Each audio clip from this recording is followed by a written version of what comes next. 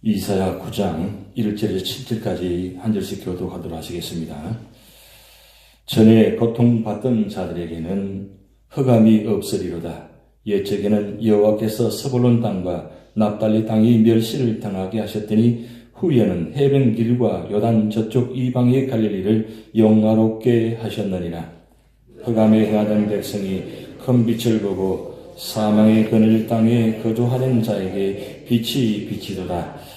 주께서 이 나라를 창성하게 하시며 그 즐거움을 더하게 하셨으므로 수수하는 즐거움과 탈취물을 나눌 때의 즐거움이 같이 그들이 주 앞에서 즐거워하오니 이는 그들이 무겁게 맨 멍에와 그들의 어깨의 채찍과 그 압제자의 막대기를 주께서 꺾으시되 미디안의 날과 같이 하셨음이니이다.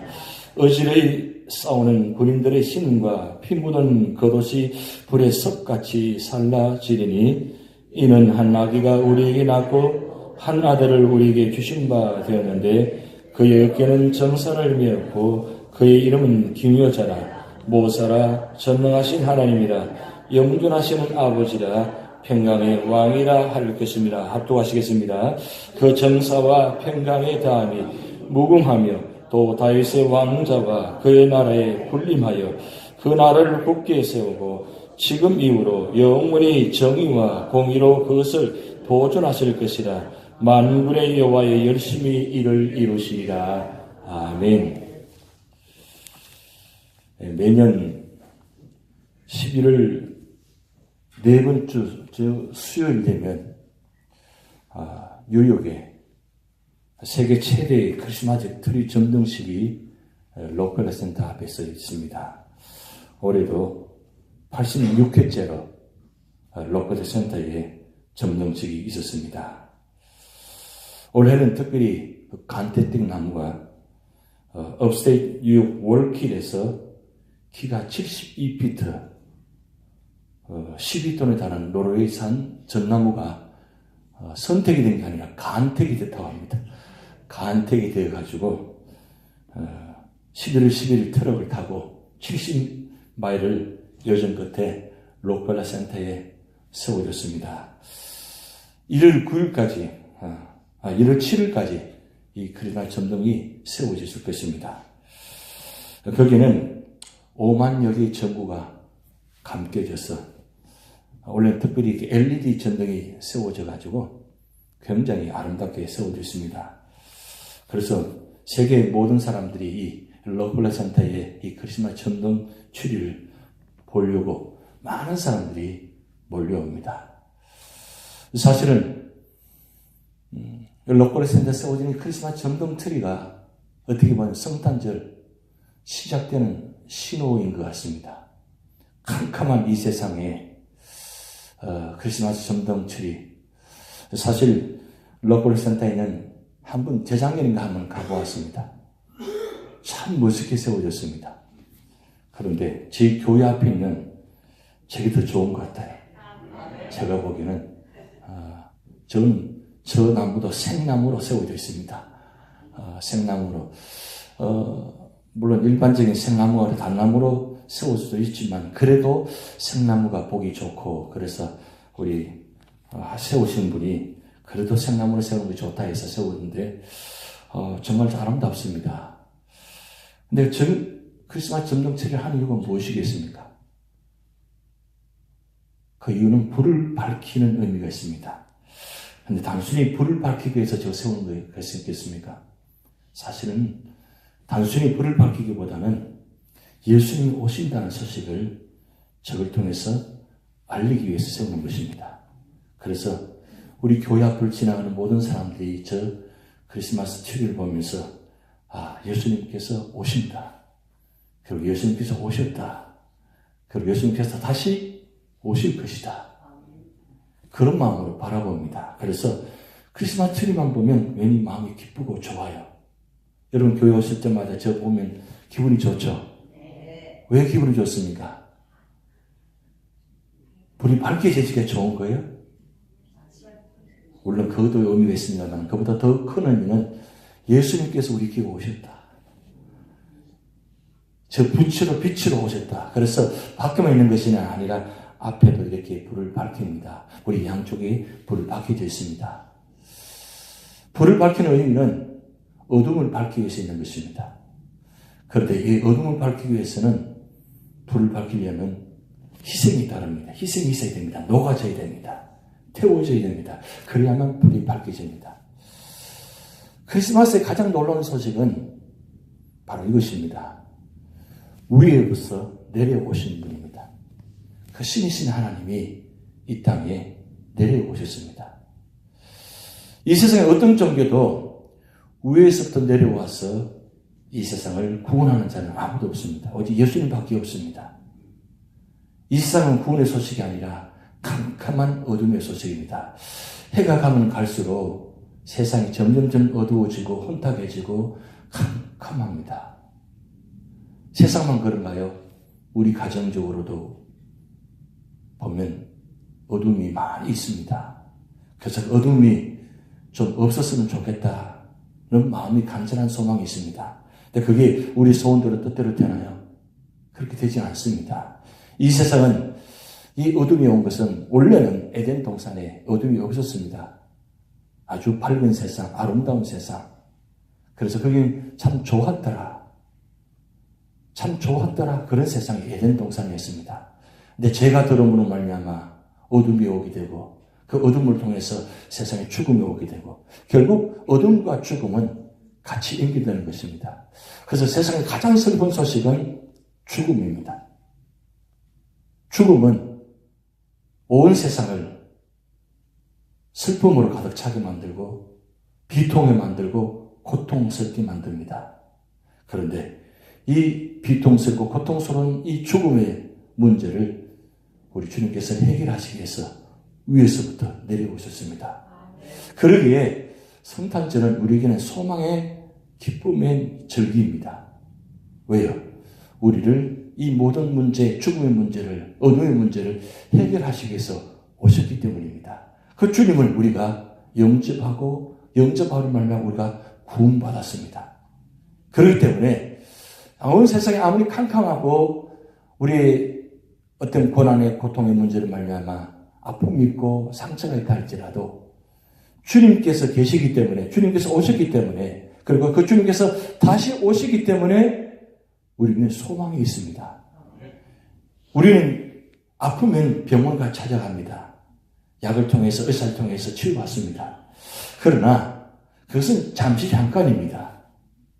영원한 문제는 해결할 수가 없습니다.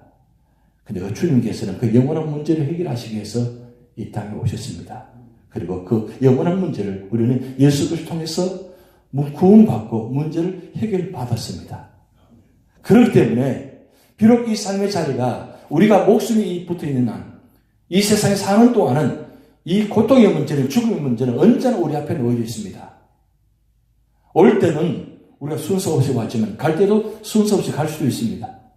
그렇지만 중요한 건 우리가 어떤 삶의 자리가 있다 할지라도 그 영원한 문제만큼은 우리에게는 문제가 해결됐다는 사실입니다. 그렇기 때문에 기뻐하시기 바랍니다. 감사하시기 바랍니다. 그리고 이 놀라운 소식을 우리만 간직하는 것이 아니라 이웃에게 전하시기 바랍니다. 오늘 이사야 오늘 7장 말씀, 9장 말씀은 바로 그 말씀입니다. 바로 이사야 9장 1절부터 7절 말씀은 예수님께서 오시는 그 놀라운 소식을 예언으로 기록된 말씀입니다. 그런데 오늘 2절 말씀 보면 이렇게 굵겠습니다. 흑암에 행하던 백성들이 큰 빛을 보고 사망의 그린 땅에서 거주하는 자에게 빛이 비치도다. 흑암, 캄캄하게 행하던 백성들, 바로 유다 백성들입니다. 이스라엘 백성들입니다. 그 이스라엘 백성들에게 캄캄한 앞이 보이지 않는 그 세상 속에 100년 후에 그 놀라운 소식이 올 것이라는 그 사실을 말씀을 이사야 선지자를 통해서 말씀을 기록해 놓았습니다. 사실 이 말씀은 이스라엘 백성들만 주신 말씀이 아니고 오늘 우리에게 주신 말씀입니다. 이 말씀은 예언된 말씀이고 그리고 예언된 말씀이 이미 성취된 말씀이고 그리고 이 성취된 말씀뿐만 아니라 그 성취된 말씀이 다시 오실 것이라는 예언된 말씀이 아직도 유효합니다. 왜냐하면 주님께서는 다시 오시기 때문입니다. 그런데 주님께서 오실 때는 반드시 이 흑암의 문제를 해결하십니다. 이 흑암의 문제는 이 세상에 누구도 해결할 수 못합니다. 오직 주님만이 이 흑암의 문제를 해결할 수 있습니다. 그런데 그 주님께서 오실 때는 어떻게 오시냐? 빛으로 오신다고 했습니다. 구약 성경의 마지막 역사 이야기는 에스더 이야기로 끝납니다. 근데 그 에스더가 무슨 이야기입니까? 별의 이야기입니다. 캄캄한 세상 속에 별과 같은 에스더가 존재해서 나타나서 그들에게 희망이 없는 그 바벨론 땅에서 그들에게 이 에스더가 별과 같은 존재가 되어서 그 유다 백성들을 구원의 주문을 말미암아 2차, 3차 포로 기원하게 되고 그리고 그 후손들을 통해서 바로 예수 그리스도가 이 땅에 오셨다는 사실입니다. 그래서 마태복음 시작은 별의 이야기가 시작됩니다. 동방박사들이 별을 따라서 와서 아기 예수님께 경배하는 모습. 그래서 오늘 6절 말씀은 이는 한 아기가 우리에게 낳고라고 기록되어 있습니다. 이 한 아기는 바로 예수 그리스도를 말씀합니다. 그런데 왜 한 아기로 오실까요? 청년의 모습으로 30대 모습으로 오시면 더 큰일 하실 수 있잖아요. 근데 왜 아기로 오셨을까요? 여러분 가정의 가장 큰 기쁨은 새 생명 아기입니다. 세상의 가장 큰 축복은 이 아기의 축복입니다. 그래서 아기를 갖기 위해서 얼마나 많이 기도하고 준비합니까? 근데 요즘 보면 그 아기가 태어나기 쉽지 않습니다. 갖기도 어렵고 태어나기도 힘듭니다. 그런 세상 속에 살아갑니다. 그런데 예수님께서 우리에게 소망을 주시기 위해서 한 아기로 오셨다는 사실. 바로 생명의 신비로운 겁니다. 생명은 태어나는 것입니다. 주어지는 것이 아니라 태어나는 것입니다. 그래서 이 태어남을 말미암아 이 새 생명이 우리 가정에 큰 기쁨을 주는 것입니다. 그래서 그 생명을 안을 때에 그 부모의 마음, 할머니, 할아버지가, 어머니, 아버지가 그 태어난 아기를 안을 때에 그 생명의 신비로움, 그 축복, 그 말로 다 할 수가 없습니다. 그 생명을 안고 있을 때의 기쁨, 그 감사, 말로 표현할 수가 없습니다. 하나님께서 우리 이 세상 속에서 가장 큰 기쁨의 축복이 무엇인가? 아마도 많이 고민하셨을 것입니다. 그런데 흑암 속에서, 캄캄한 속에서 가정에 가장 그 신비로움, 가장 큰 축복을 주시기 위해서 우리 가정에 선물 주시는데 그 선물이 한 아기라는 사실이에요. 그런데 그 한 아기가 놀랍게도 오늘 말씀 보면 기묘자라, 모사라, 전능하신 하나님이라, 영존하신 아버지라, 평강의 왕이라 이렇게 한 아기에게 이름이 주어졌습니다. 이 이름은 하나님에게만 주어진 이름입니다.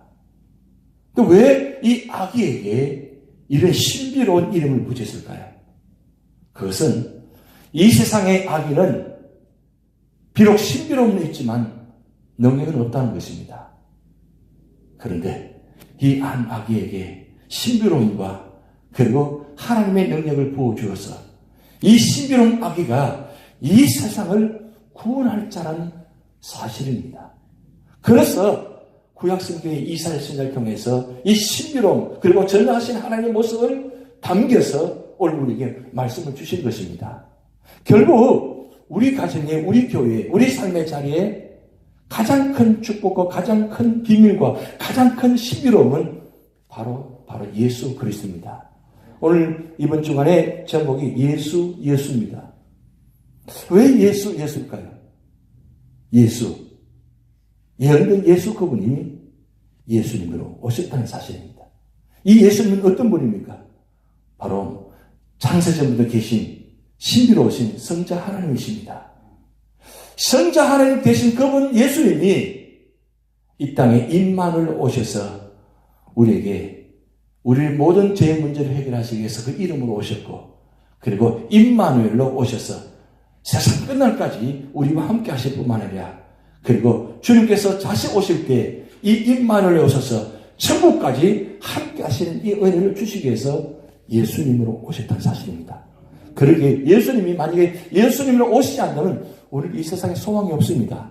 그 예수님이 우리께 오셨고 그 예수님이 여러분 가정에 오셨고 그 예수님이 나에게 오셨습니다. 그 예수님이 나를 찾아오셨습니다. 내가 찾아간 것이 아니라 그 예수님이 우리에게 찾아오셨습니다. 그런데 크리스마스의 신비로움은 위에서 내려오셨는데 왜 위에서 내려오셨느냐? 그것은 우리를 다시 위로 올라가게 하시기 위해서 오셨다는 사실입니다. 주님께서 다시 오셔서 그리고 다시 가셔서 다시 오심을 그 장면을 다 보여주셨습니다. 예수님께서 마지막 성전의 장면을 모든 사람에게 보여주셨습니다. 왜 보여주셨을까요? 우리도 그와 같이 예수님과 같이 나중에 주님 오실 때 공중에 들림받아서 천국에 올라가게 하신 사실이에요. 그래서 우리의 땅은 여기가 아닙니다. 우리 영원한 거주는 여기가 아닙니다. 우리 영원한 거주는 바로 천국입니다.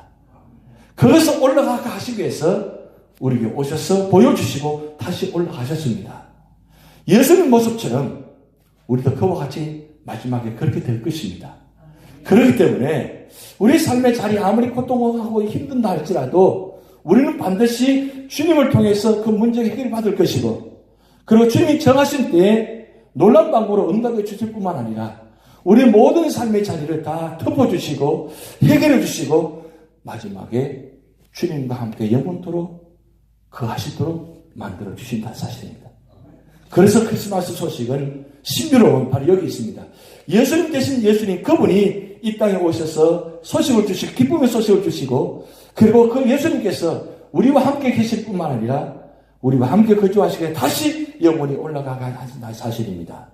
구약 성경에는 하나님께서 부르심 받은 두 분이 있습니다. 노아,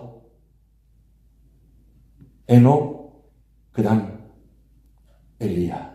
이 에녹과 엘리야는 하나님께서 부르신 분들입니다. 왜 구약 성경에 두 분을 부르셨을까요? 그것은 구약 성경을 통해서 모든 사람들에게 하나님께서 부르신다는 희망을 보여주신 겁니다.